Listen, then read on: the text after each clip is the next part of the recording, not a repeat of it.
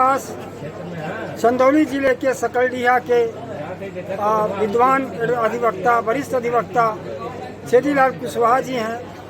ये पहलगाम पर क्या कहना चाहते हैं, हाँ आप सुने।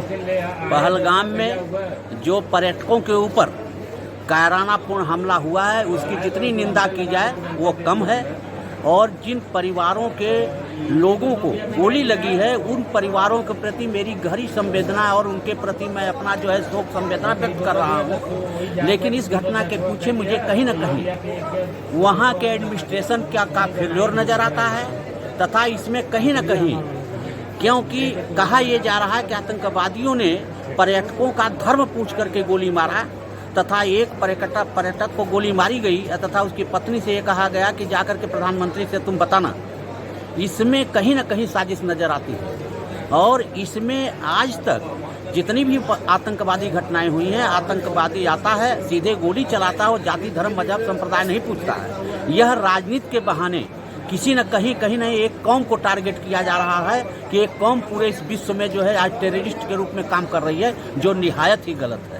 इस पर मेरे तरफ से मेरी मांग है कि सरकार तुरंत एसआईटी गठन करे और इसकी स्पेशल जांच हो, और उस एसआईटी में सत्ता दल का एक व्यक्ति हो, जिम्मेदार व्यक्ति हो, और विपक्ष का भी एक जिम्मेदार व्यक्ति हो, तथा जिसके कारण से इसके पॉलिटिकल नज़रिए को भी उसमें जो है उजागर किया जाए। जिसकी तरफ से चूक हुआ है उसके लिए आपको क्या कहना है? जिसकी तरफ से चूक हुआ है उसकी तरफ से उसके बारे में मुझे ये कहना है कि जियो एडमिनिस्ट्रेशन में लोग हैं या जिनके ऊपर जिम्मेदारी है पर्यटकों के सुरक्षा के लिए, उनके ऊपर बाकायदे जो है जांच करा के उनकी जिम्मेदारी तय किया जाए। यदि वो दोषी पाए जाते हैं तो उनको पेनलाइज किया जाए। बहुत बहुत धन्यवाद साहब। पहलगाम की घटना पर आप क्या कहना चाहते हैं? पहलगाम की घटना जो हुई है वो हमारे सरकार की, सेंट्रल गवर्नमेंट की, स्टेट गवर्नमेंट की नाकामियां हैं। जब भैया आप वहाँ 2-2 हज़ार 5-5 हज़ार टूरिस्टों को जान रहे हो कि जा रहे हैं, तो आपकी सुरक्षा कहाँ है? क्या व्यवस्था आपने किया है? आप केवल कहते हो कि जो है दूरबीन से देखने में भी जो है दूर दूर तक आतंकवादी नहीं दिखाई देते हैं, केवल कहने के लिए। अरे करके दिखाओ, करो यार। कहते हो कि मेरी माँ बहनें बेटियाँ 12 बजे रात को आभूषण से लद करके अगर सड़क पर जा रही हैं तो कुछ होने वाला नहीं है। यही बनारस में एक हफ्ता हमारी बहन जो है घूमती रही और 2-2 लाख 4-4 लाख पेमेंट लेने वाले बड़े बड़े अधिकारी अपनी एसी के, पहलगाम पर बोल रहा हूँ, पहलगाम पर ये जो है जो घटना है वह निंदनीय है। इसमें हमारे जो है जो चौकीदार जी हैं, जो प्रधान सेवक हैं, जो अपने के चौकीदार मानते हैं, और बड़े बड़े मिनिस्टर जो हैं इनके कैबिनेट के चौकीदार अपने नाम के आगे लगाने लगे, तो ये चौकीदारी कहाँ गई भैया? चौकीदार सो गया क्या? आए चौकीदार कहाँ चला गया भैया? ये कैसे कभी 26 मारे जा रहे हैं, कभी 50 मारे जा रहे हैं, कभी 47 मारे जा रहे हैं, और इसके बाद जो है आप सब सीना पीट रहे हो कि सब कुछ बहुत अच्छा चल रहा है, सब कुछ बहुत अच्छा चल रहा है। कोर्ट जो है आपको जो मने, अब हम कहना नहीं चाह रहा हूँ कितनी बार आपको जो है ये जूतों से कोर्ट ने पीटा, लेकिन आपको समझ में नहीं आ रहा है। आज की कल की कोर्ट ने कहा है, प्रधान कोर्ट ने कही है कि तुम्हारा हाईवे किस काम का है जी? ये हाईवे, ये बड़े बड़े लेन बनवा रहे हो, किस काम का बनवा रहे हो? जो जरूरत की चीजें हैं वो उपलब्ध नहीं है, अवेलेबल नहीं है, ये क्या बनवा रहे हो? आपका परिचय? मेरा नाम एडवोकेट सुदामा यादव। बहुत बहुत धन्यवाद। मानवाधिकार के पर काम करने वाले वरिष्ठ अधिवक्ता राम दुलार जी से मैं जानना चाहता हूं कि वो पहलगाम पर को कैसे देखते हैं कि घटना पर। ये जो घटना हुई है ये बहुत ही बड़ी निंदनीय है और देश के लिए शर्मसार करने वाली है, क्योंकि निर्दोष जो घूमने वाले लोग गए थे भारत के कोने कोने से, और उनके ऊपर कायरों ने जो कायराना तरीके से हमला किया है, मैं इस घटना की निंदा करता हूं। क्योंकि हमारे देश में कानून का राज है, लेकिन एक प्रदेश ऐसा है जिसे अभी भी भारत के कुछ लोग अपना हिस्सा नहीं मानते हैं, और वहाँ पर इस तरह की जो घटना हुई है वो एक द्वेष की भावना है, एक धार्मिक सोच की भावना है, या फिर और भी जो कारण है जो लगातार देश के बीच में जो वैमनस्यता फैलाई जा रही है उसका ये परिणाम है। मैं उसकी घटना की निंदा करता हूँ। दोषी कौन है? दोषी इसमें स्पष्ट रूप से किसी को नहीं कहा जा सकता, लेकिन पहला तो ये है कि लगभग 2000 की संख्या में लोग वहाँ पर घूमने के लिए गए थे और उस जगह पे कोई भी सुरक्षा की व्यवस्था नहीं थी। ये कितने शर्म की बात है और कितने सोचने की बात है, और इसकी जांच होनी चाहिए, क्योंकि 2000 के लगभग लोग वहाँ घूमने के लिए जा रहे हैं और हमेशा से वो संवेदनशील एरिया है कश्मीर जो है, और वहाँ सुरक्षा की व्यवस्था नहीं। बड़ा अजीब बात है। और वहाँ हमने देखा कि जिस तरीके से घटना होने के बाद वहाँ के स्थानीय निवासी जो थे लोगों की मदद कर रहे थे, और 2-3 लोग उनकी भी जो है हत्या कर दी गई है, और उन लोगों ने बचाने में अपनी जान गंवाई है, शहीद हुए हैं। उसको अभी भी एक धर्म का एंगल दिया जा रहा है, जो कि मैं इसको कतई जो है स्वीकार करने को तैयार नहीं हूँ, क्योंकि मुझे लगता है कि अगर वहाँ से 300 किलोमीटर दूर लगभग बॉर्डर है, बॉर्डर से 300 किलोमीटर दूर अंदर घटना करके जो है बड़े आराम से मार करके, धर्म पूछ कर, जाति पूछ कर जो भी उनसे बातचीत की गई और घटना किया गया, और उसके बाद जो आराम से चले गए और उनको पकड़ा नहीं गया, तो ये तो मुझे एक साजिश लगती है। और निश्चित रूप से चाहे राष्ट्रीय साजिश हो चाहे अंतर्राष्ट्रीय साजिश हो, ये तो साजिश का एक हिस्सा मुझे लगता है। क्या मुद्दों से भटकाने का भी कोई? ये निश्चित रूप से ये अपने राष्ट्रीय राजनीति का भी एक हिस्सा हो सकता है, और अंतर्राष्ट्रीय स्तर पर भी हम उसको इनकार नहीं कर सकते, क्योंकि राष्ट्रीय स्तर पर भी इस समय जो एक धार्मिक जो प्रोपेगेंडा फैलाया जा रहा है, देश के सामने परोसा जा रहा है ज़बरदस्ती, और इसमें कहीं न कहीं कुछ पूंजीपतियों का हाथ होना हम मानते हैं कि उनका हाथ हो सकता है, क्योंकि वहाँ अभी कुछ मिला है, जांच के दौरान कुछ मिला है, जो खदान होना है उसकी खुदाई होनी है। कहीं ऐसा तो नहीं कि वहाँ से ध्यान भटकाने का एक ये खेल हो, कहीं ऐसा तो नहीं कि सरकार जो फेलियर है, जो कानून व्यवस्था को सही ढंग से संभाल नहीं पा रही है, इतनी हत्याएं हो रही हैं, दलितों की हत्याएं हो रही है, पिछड़ों की हत्याएं हो रही है, देश का नागरिक मारा जा रहा है, कहीं वो तो उससे भी ध्यान भटकाने का एक कुचक्र तो नहीं, साजिश तो नहीं। तो मुझे तो लगता है कि ये साजिश का हिस्सा हो सकता है, और उसमें कुछ ऐसे लोग पकड़े गए हैं जो जिस धर्म को बदनाम किया जा रहा है उस धर्म का नहीं है, बल्कि जिस धर्म के लोग विरोध कर रहे हैं उस धर्म का व्यक्ति भी पकड़ा गया है। तो मुझे तो ये एक साजिश का हिस्सा लगता है। बहुत बहुत धन्यवाद। वाराणसी के वरिष्ठ अधिवक्ता कृष्ण कुमार पटेल जी पहलगांव पर क्या कहना चाहते हैं, आपने सुने। घटना बड़ी ही दुखद है, और जहां 2-2.5 हजार व्यक्ति उपस्थित हो रहे हैं, टूर करने जा रहे हैं, वहां पर कम से कम 100-200 पुलिसकर्मियों की, सुरक्षा बलों की उपस्थिति होनी चाहिए। ये लापरवाही, ये चूक मानी जा रही है। मेरे हिसाब से बहुत बड़ी चूक है कि वहाँ एक भी पुलिसकर्मी या कोई सुरक्षाकर्मी वहाँ नहीं था। जहाँ 2-2.5 हजार लोग खड़े हो रहे हैं, घूम रहे हैं, वहाँ सुरक्षा का कोई इंतजाम नहीं था। और कुछ कहना है? दोषी कौन है?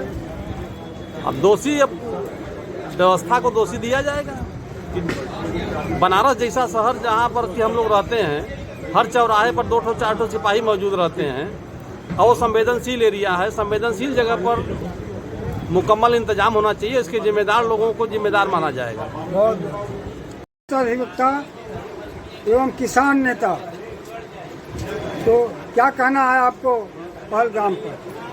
हम लोगों को पहलगाम के मुद्दे पर पूरे देशवासी, ऐसी सरकार जो न जवाबदेही तय कर पा रही है और न तो ये तो लोकतंत्री सरकार न होकर के ये बादशाहियत की सरकार होगी, राजा इम्परर की सरकार है। चाहे इनका कार्यकाल लोकसभा में देखा जाए, कोई जवाबदेही नहीं, और जवाबदेही मंत्रालय को भी नहीं है कि इनके मंत्रिमंडल में आज 12 साल 11 साल होने जा रहा है, कोई मंत्री ने गलत किया, भ्रष्टाचार पाया गया, जिम्मेदारी तय करके उसको हटाया गया, ऐसा कुछ नहीं। तो यह पहलगाम आम आदमी की मृत्यु हुई है, आम लोगों की मृत्यु हुई है। प्रधानमंत्री ज़्यादा सोचते ही नहीं, अमेरिका सऊदी अरब से अपनी यात्रा तोड़ करके तो आ गए, एरोड्रम पर मीटिंग कर रहे हैं। इतनी विशेष बात, एरोड्रम से मीटिंग करके गए, आवास पर मीटिंग करके, सुबह विपक्षी दलों की बैठक बुलाई गई, विपक्षी दलों की बैठक में गोल जाके वोट का प्रचार करना शुरू कर दिया, और जनता के बीच में कह रहा है 104 करोड़ 44 करोड़ लोगों के मिट्टी में मिला दूंगा। अरे ये तो राजा बोलता है, जो कैबिनेट की निर्णय होता है, जो संसदीय परंपरा का अनुपालन होता है। आपका NSA आज तक पड़ा हुआ है, रिटायर्ड से रिटायर्ड बुढ़ा आदमी जो काम करने की आत्मशक्ति नहीं हो, सारे कर्मचारी अधिकारी एक्सटेंशन से एक्सटेंशन, ऐसे देश चल रहा है। तो सारी व्यवस्था सब चरमरा गई है, मर गए लोग, कोई सुअर की तरह, जनता के सुअर की तरह काट डालो, कोई मतलब नहीं। इस शासन में सुरक्षा के बारे में जो हम लोगों ने सुना कि 7 दिन 8 दिन पहले जनता आ रही है जा रही है, क्या वहाँ CRPF नहीं लगाई जा सकती? वहाँ के लोगों ने कहा, जो अब जिनके घरों में इस समय बुलडोजर चल रहा, उन लोगों ने कहा कि यह तो सरकार की जिम्मेदारी है कि इतनी बड़ी पहलगाम में चल रहा है तो जगह जगह सुरक्षा लगानी चाहिए। इसके पहले लगाई जाती थी सरकारों में, लेकिन बड़ा दुख के साथ कहना पड़ा है, गैर जिम्मेदार भारत का प्रधानमंत्री, गैर जिम्मेदार भारत की कैबिनेट, गैर जिम्मेदार भारत का सुरक्षा defence minister, home minister and all cabinet minister, सब गैर जिम्मेदार है। देश के प्रति कोई जवाबदेही नहीं है। यही कहना है कि जितना जल्दी इनसे पिंड छूट जाए, इस्तीफा दे के हट जाए, अपनी की सरकार चलाने में निकम्मा है। और इसके लिए ज्यादा से ज्यादा नीतीश कुमार और नायडू जैसे मैं कहूँ कि ये सांप्रदायिक शक्तियों को मिली भगत से हम लोग क्या समझे थे समाजवाद नीतीश को, क्या समझे थे नायडू को, ये बहुत बड़ा धोखा है समाज के साथ धोखा है। और सरकार जो बनी है, ये तो भाई अब यही कहा जाए कि जनता के प्रति जवाब न होने का मतलब कि जैसा कि रोज निकल रहा ईवीएम 11 MP 100 MP अपने आप जिता लिया, इसलिए वो सोच रहा है कि जनता के प्रति कोई जवाब। जनता एक सलूट रास्ता नहीं अपनाएगी तो अब कुछ बचा नहीं है देश में, सब लोग इसी मारकाट मचेंगे। और हमें लगता है कि तृतीय विश्व युद्ध की भूमिका यही तैयार हो रही है। ये सब अपनी शासन सत्ता के लिए अलग पड़ोसी देश, अब हम लोग क्या माने बांग्लादेश के, वो उसको आज 6 महीने से रखे हैं, कौन बेबेगम है उनको रखे हैं। पाकिस्तान में कौन सा अवैध तक तूफान कर दिए, वो भी चिल्ला रहा है। सिंधु नदी के पानी पर क्या 20 साल लगेंगे तब पानी नहीं रुक पाएगा। 20 साल भारत का पूरा बजट यही होता है। ये कैबिनेट कि हमने सिंधु नदी का पानी रोक दिया, सच्चाई है हमारी प्रधानमंत्री जी। और जो कोई के वरिष्ठ अधिवक्ता संजय सिन्हा साहब पहलगाम पर कैसे सोचते हैं, क्या सोचते हैं, सुनिए। ये जो पहलगाम की घटना है वो बहुत ही दुखद घटना, एक बहुत बड़ी राष्ट्रीय त्रासदी है। इसके पीछे मैं भारत सरकार की विफलताओं को जिम्मेदार मानता हूं। किस कारण से वहां पे सुरक्षा व्यवस्था हटा ली गई, वहां पर कोई ना सेना ना कोई पुलिस, कोई सुरक्षा व्यवस्था नहीं थी, ये आज तक सरकार बता नहीं पाई क्यों हटा लिया गया सुरक्षा वहां से। आपको जानकर आश्चर्य होगा कि जब ये हत्याकांड, जब नरसंहार हुआ है जिसमें 28 आदमी मारे गए जो हैं, उसके 1 घंटे बाद जाके वहाँ पर सुरक्षाकर्मी जाके पहुँचे हैं। ना कोई वहाँ पर कैमरा था, कुछ भी नहीं थी। दुख की इस बात की कि वहाँ की लोकल इंटेलिजेंसिया है वो भी फेल कर गई, जो वहाँ गुप्तचर इकाइयाँ स्थानीय वो भी फेल कर गई, उनको भी वारदात की सूचना नहीं थी। उसका कारण ये था कि हमारे वहाँ का जो एक समुदाय है, बकर समुदाय जो है आदिवासी है, आदिवासी मुसलमान है, वो सरकार को इस सारी घटनाक्रम की सूचना दिया करता था। आपको याद होगा कारगिल युद्ध में वो भेड़ चराते हैं, चरवाहा हैं, उन्होंने ही सूचना दिया था कि पाकिस्तानी शत्रु जो है बंकर में बैठे हुए हैं हत्या लेके, उन्होंने सूचना दिया था। और उसके बदले क्या कहते हैं, उनको सेना की तरफ से कुछ पोस्ट बनाया जाता, उसके बदले उनको पैसा दिया जाता था। आज वो भी आपसे नाराज इसलिए हो गए हैं क्योंकि आपने जो परिसीमन किया है उसमें आपने क्या किया कि उनकी सीट जो है वो घटा के 4 कर दिया है, और जो पहाड़ी पर ऊंची जात के हिंदू रहते हैं उनको जो है उनकी सीट 6 कर दिया है। तो और उनको एसटी का दर्जा दे दिया उन ऊंची जात के हिंदू, उससे वो नाराज हो गए जो है। और नाराजगी के कारण जो है वो जो है अब उस तरह से सेना को सहयोग नहीं कर जैसा उनको करना चाहिए था। एक सबसे बड़ा कारण ये है कि लोकल इंटेलिजेंसी फेल हो गई। अब जो उनको समाचार मिलना चाहिए, जो न्यूज़ का जो नेटवर्क था वो बिल्कुल ध्वस्त हो गया उनके नाराज होने से। सबसे बड़ी बात ये क्या कहते हैं कि दोषी आप किसको मानते हैं? दोषी हम मानते हैं भारत सरकार को। इसमें 3 लोग दोषी हैं। भारत सरकार का गृह मंत्रालय, जो भारत सरकार गृह मंत्री अमित शाह जी का जो है, और नरेंद्र मोदी, और जम्मू कश्मीर के जो राज्यपाल मनोज सिन्हा साहब जो है क्या कहते हैं वो तीनों लोग दोषी हैं।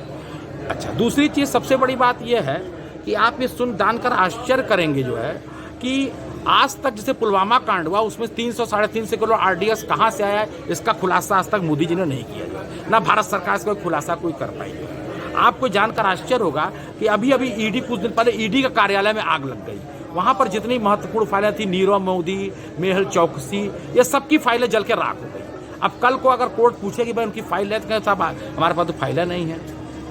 मोदी जी ये कह रहे हैं कि हम भारत सरकार कहती है कि हमने सिंधु नदी के जल को पानी हम बंद कर देंगे। जो ये इतना आसान नहीं है सर, क्या कहते हैं, क्योंकि पानी बंद करने की जो प्रक्रिया होती है वो 10 से 20 साल लगेगी, क्योंकि उनको आपको नया बांध बनाना पड़ेगा, जलाशय बनाना पड़ेगा, और उसमें करीब 10 से 20 साल लगेगा, और करोड़ों लाखों रुपए $मिलियन उसमें पैसा खर्च होगा। यह प्रक्रिया भी इतनी आसान नहीं है। तो डाइवर्ट करने का, ये एक डाइवर्ट करने का तरीका जो है। तो मैं यही कहूँ। अच्छा, आप बड़े मजे की बात यह है कि आज विपक्षी दल जो है इस मुद्दे को लेके संसद का विशेष सत्र बुलाने की मांग की है जो है, हाँ, लेकिन उस पर कोई भी क्या कहते हैं जो कोई तवज्जो सरकार दे नहीं रही है। आप सोच लीजिए कि जीएसटी पर इन्होंने रात के 12 बजे तक संसद का सत्र चलाया था। जीएसटी तो कोई राष्ट्रीय संकट था नहीं, नेशनल क्राइसिस थी नहीं। आज जब नेशनल क्राइसिस है, विपक्ष के लोग कह रहे हैं कि प्रधानमंत्री जी हम आपका साथ देंगे, लेकिन प्रधानमंत्री आप हमको बुलाइए, सत्र विशेष सत्र बुलाइए जहाँ सर्वदलीय मीटिंग में मोदी जी लापता रहे, बल्कि बिहार मधुबनी में चुनावी रैली में व्यस्त थे जो है। तो इस मणिपुर में आपने देख ही लिया जो है, मणिपुर देखा मोदी जी ने कोई ट्वीट नहीं ना कोई एक्शन लिया जो है। 1.5-2 महीने बाद एक छोटा सा उन्होंने ट्वीट कर दिया बहुत कहने पर जो है। तो इस प्रकार भारत सरकार की जो ढुलमुल नीतियां हैं, ठोस नीतियां हैं, जो ना बनाने के कारण इस तरह घटनाएं घट रही हैं। तो ऐसे में चाहिए कि विपक्ष को विश्वास में लेकर, विपक्षी दलों की सहायता लेकर मोदी जी की सरकार को चाहिए कि राष्ट्रीय सुरक्षा और विशेष तो जम्मू कश्मीर और मणिपुर के प्रति जो संवेदनशील राज्य हैं उनके प्रति ठोस कदम उठाए।